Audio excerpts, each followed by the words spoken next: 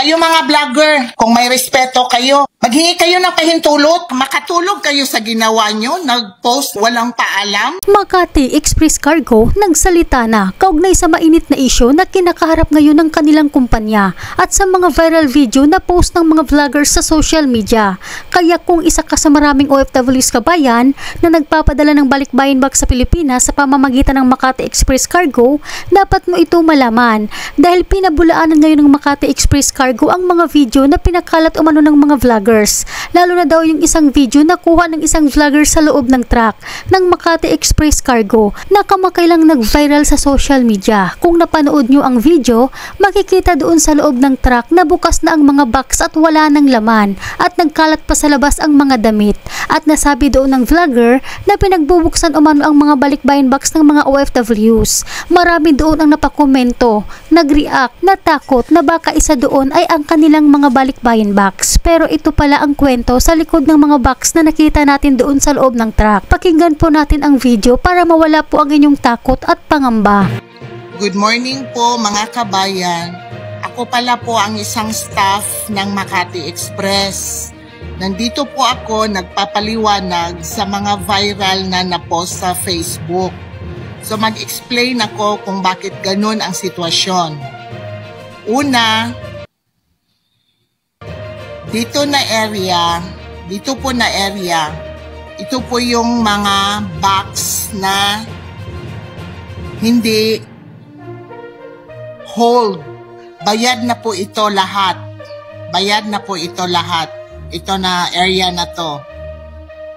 Tapos, puntahan natin yung mga area na wala pong bayad. Since 2019 pa po ito hanggang ngayon. Ito po, so pasensya na po kayo. Ngayon lang kami nagsalita. Ito po yung mga hold cargo. Lahat ito mga hold cargo. Davao del Sur area. Davao City area. Yun po, since 2019 pa po yan. Davao del Norte area. Ito po, 2019 pa po ito na hold cargo. Nandito lang po sa loob ng warehouse namin. Itong sinasabi ko is totoo ito, hindi hakaka po, hindi po nag-imbento ng kwento. Ito po, Davao del Norte area. Hold yan. Matagal na yan. Pinadalhan na namin sila ng demand letter. Walang response, walang reply. So, yung 2018, na-dispose na namin po. Yung nakita ninyo sa truck, 2018 hold yun na na-dispose na po. Ang problema lang po is, tumawag kami ng mga nangangalakal para ibigay sa kanila yung mga damit na naiwan doon sa sirang truck. Yung pong truck na yon, yun po inilagay namin yung mga hold cargo. Since 2018 pa po yun. Ito, mga hold cargo po ito. Yan, pangit na po tingnan. Kasi 2019 pa yan. 2019 pa po yan. Yan po, oh. Tingnan nyo. Sana naman, mga vlogger, huwag kayong huwag nyong siraan ang Makati. Sira na nga yung Makati, sisiraan nyo pa. Dapat magpaalam kayo kung kung mag-post kayo sa Facebook. Hindi yan maganda ang ginagawa ninyo. Nakakasira kayo. Hindi nyo alam kung ano ang sitwasyon. Dapat alamin nyo muna bago kayo mag-post sa Facebook. Grabe kayo. Makatulog kayo sa ginawa nyo, nag-post na walang paalam. Saglit lang ha. Dito na ako sa office. Ito ang mga katibayan na yung pinapakita ko sa inyo is mga hold cargos yun. O, tingnan nyo. Diba? Ang dami. Ito pa. Kuwait yan. Hold cargo. Sa totoo lang, ang Makati Express lang ang nagatanggap ng mga hold cargo doon sa labas. Ito sa Qatar. Magtanong kayo mga shipper, alam niyo ang sitwasyon. Ang Makati lang talaga ang nag-receive ng hold cargo, partial payment. Yan. Ito ang patunay na nag-ano kami sa post office, yung mga hold cargo, ito ang patunay. Na-dispose na namin yung mga old cargo. Alam nyo ba kung bakit i-dispose namin? Kasi daming mga langgam na maliliit, R80, maraming daga. Doon sa mga box na may mga chocolate ata.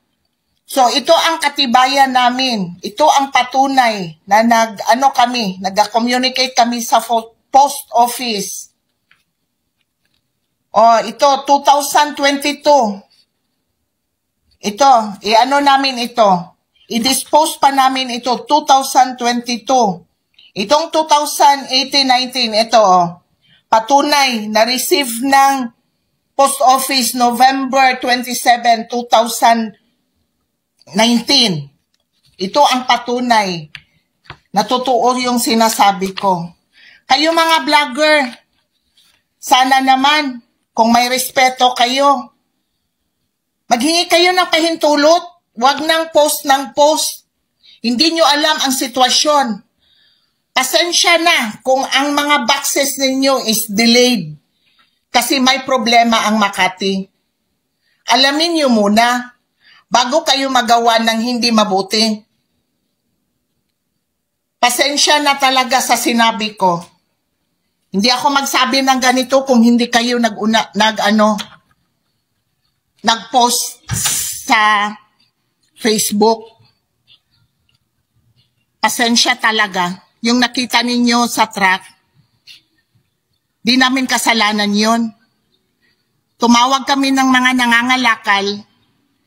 Binigay namin yung mga damit na hindi na magamit kasi yung iba binigay namin doon sa mga bukid. Doon nagpunta kami para bigyan sila ng mga damit, yung mga bata, yung mga matatanda. So ganun ang sitwasyon doon sa truck. Hindi nila agad na nalinisan kasi umuulan, binalikan nila noong isang the other week. So may nagpunta dito, nag-video. Yung vlogger na yon, walang respeto, sana magrespeto ka naman. Tanungin mo muna kami kung bakit yon ang sitwasyon. Sana makatulog ka sa ginawa mo. Wala na nga kaming trabaho, tapos ganyanin niyo pa kami. Wag naman. Pag-usapan natin para alam niyo ang sitwasyon kung ano. Wag naman ganun. Unfair naman sa amin. Post ng post kayo ng masasama. Hindi niyo alam kung ano ang sitwasyon ng Makati. Dapat magtanong kayo kung bakit ganito, ganyan. Pero na-explain ko na sa ibang shipper or consignee. Naawa sila sa amin. So ganun sana yung vlogger na yan. Kung sino ka man, sana makatulog ka sa ginawa mo.